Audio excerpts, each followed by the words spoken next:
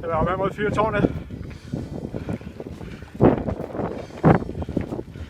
En stigning på 11%.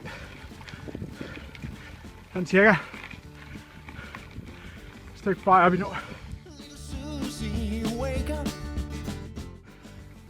Jeg har lige passeret et sted med 16%.